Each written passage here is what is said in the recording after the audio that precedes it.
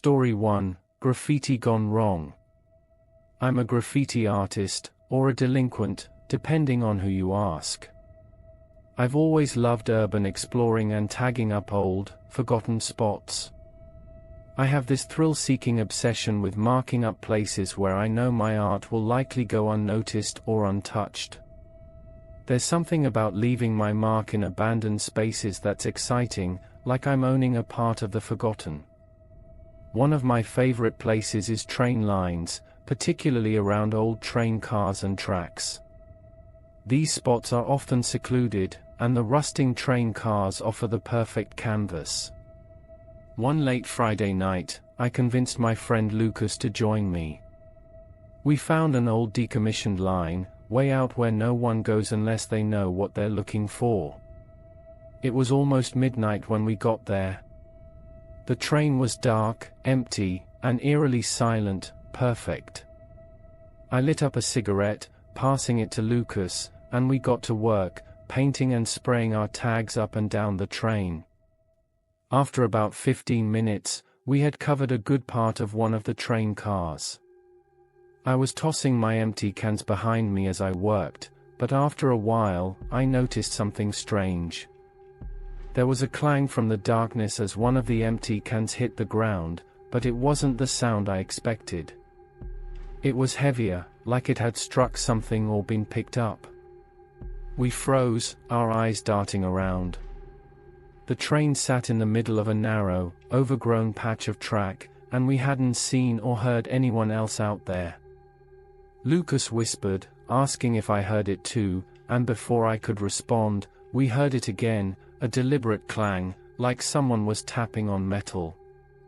I pulled out my phone to record, my heart racing, but also eager to capture something creepy. That's when, out of nowhere, I saw a can I had tossed earlier fly back toward us, missing Lucas's head by inches. We turned, trying to catch sight of whoever threw it, and heard a deep voice growling, "You better not trip, boy." We didn't stick around after that. We bolted, running through the tracks, adrenaline pumping as we scrambled over broken fences and down the pathway.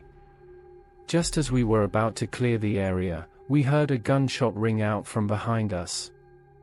The sound echoed through the empty train yard, amplifying the silence. We ran faster than I ever thought possible, not daring to look back. A few weeks later, I decided to go back to check out the spot during the day. This time, I brought my Glock, just in case. I approached the area cautiously, feeling a familiar twinge of fear as I walked up to the train car we had tagged. Strangely, my tags were still there but had been covered over with splashes of red paint that seemed almost like blood. I opened one of the train cars to look inside and found something I hadn't expected, a single chair sitting in the center, ropes and chains strewn around it, and the unmistakable smell of bleach. I haven't been back since, but sometimes, when I'm alone at night, I wonder who, or what, we encountered out there in the darkness.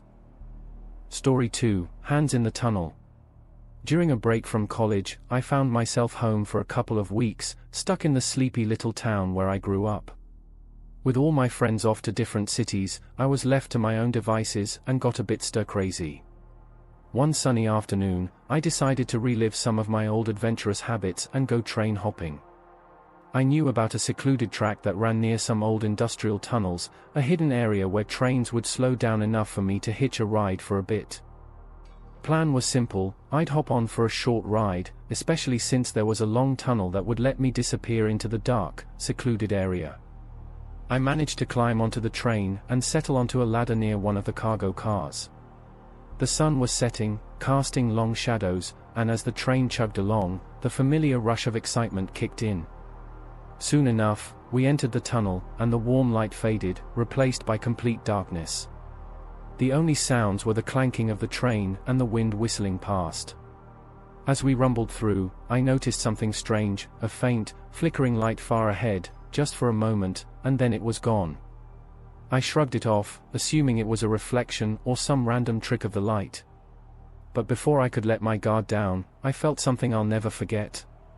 Out of nowhere, a cold, clammy hand reached out from the darkness and grabbed my leg. I froze, gripping the ladder as hard as I could, too terrified to look down. I tried to shake my leg, hoping it was just a branch or something that had snagged me. But the grip tightened. Heart pounding, I dared a glance downward and saw a pale hand, almost skeletal, holding onto my leg with an unnatural strength. Panic surged through me, and I screamed, kicking with all my might.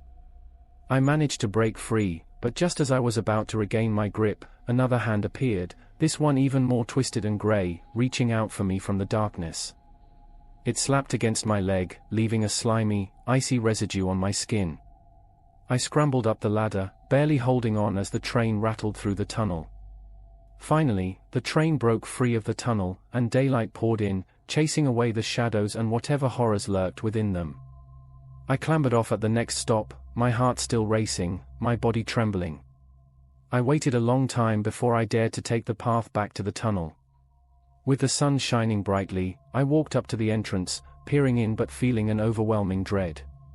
Something about the darkness inside felt alive, as though it was watching, waiting. I don't know what I encountered in that tunnel, but I've never gone back. And sometimes, late at night, I still feel a ghostly, clammy grip around my ankle, as if a reminder from whatever reached out to me that day. Let me know if there's a third story you'd like me to include as well. Story 3, The Man in the Window. A few years ago, I rented a cheap apartment on the edge of town. It wasn't the nicest place, but it was affordable, and it had a certain old-world charm with its creaky wooden floors and antique fixtures. The previous tenant was an elderly man who, according to the landlord, had passed away in the apartment. Despite that eerie bit of history, I brushed it off. After all, it was just an old apartment, what could go wrong?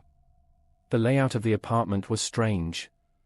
The windows faced a narrow alley, and across from my bedroom window was another apartment building that was almost close enough to reach if you leaned out. I kept my blinds closed most of the time since it felt a bit too close for comfort, but one evening, I accidentally left them open.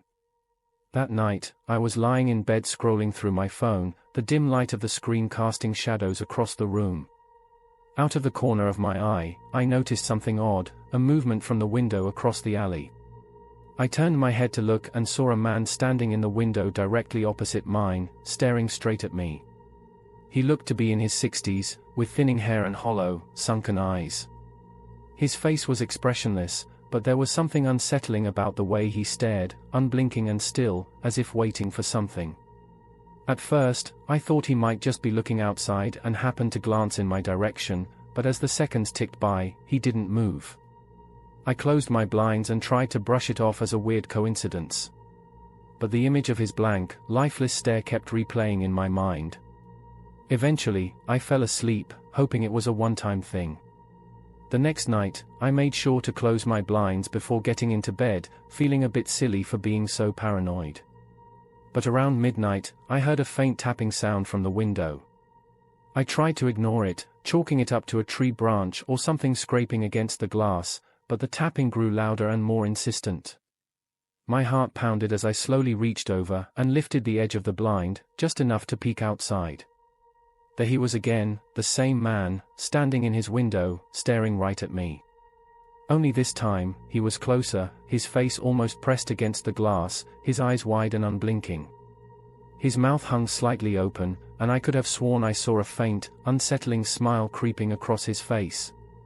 I let the blind fall back, closing it completely, my hands shaking as I backed away. I barely slept that night, every little sound making me jump. The next morning, I called the landlord to ask if he knew anything about the man in the opposite building. He paused, sounding genuinely confused, and told me that the apartment across the alley had been vacant for years.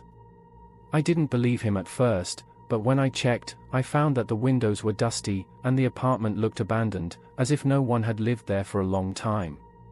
In a panic, I packed my things and moved out by the end of the week. I couldn't shake the feeling of being watched, even in my new apartment. Sometimes, late at night, I still feel as though someone is staring at me from outside my window, a hollow gaze piercing through the darkness.